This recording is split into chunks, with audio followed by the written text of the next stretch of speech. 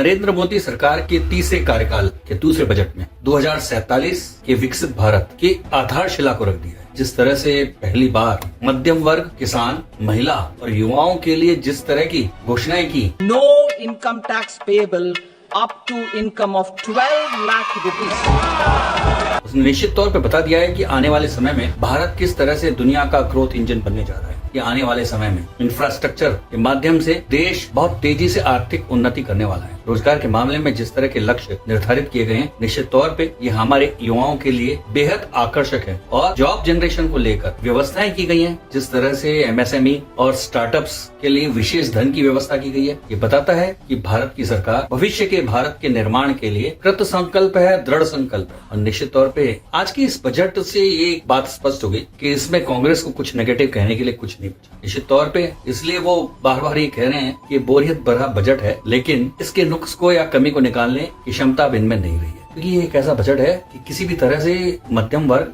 जो tax payer है उसे राहत दी जाए। नरेंद्र मोदी की सरकार के आने के बाद से तो कहा जाने लगा है कि आयकर दाता राष्ट्र निर्माता, और उसी राष्ट्र निर्माता को आज एक बहुत बड़ा रिलीफ दिया। जिस तरह से जो केवल 7 लाख तक की छूट थी उसको एकदम 12,75,000 तक की इनकम को टैक्स फ्री कर दिया गया है। ये जिन्हें टैक्स पे करना पड़ता था उनकी जेब में ज्यादा पैसे बचेंगे, जो बाजार को बढ़ावा देने के काम आएंगे। और यह हमारे जीडीपी को बढ़ाने का काम करेगा। और वो जो पैसा है जिसे छुपाया जाता है वो हमारी जीडीपी में काउंट होने लगेगा, हमारे देश के विकास में काम आएगा। निश्चित तौर पे ये एक बहुत बड़ा सुधार है जिससे देश और देश की जनता दोनों ही लाभान्वित होंगे। इस बजट के लिए माननीय नरेंद्र मोदी जी को, वित्त मंत्री निर्मला सीतारमण जी को निश्चित तौर पे बहुत बहुत धन्यवाद, जो उन्होंने लंबे समय से भारत के विकास को लेकर जो एक लक्ष्य निर्धारित किया था उस पथ पर आगे बढ़ने का जो संकल्प दिखाया है। निश्चित तौर पे वो हम सब के लिए उदाहरणीय है, अनुकरणीय है, और हम सब पूरे देश की जनता उनके साथ खड़ी है।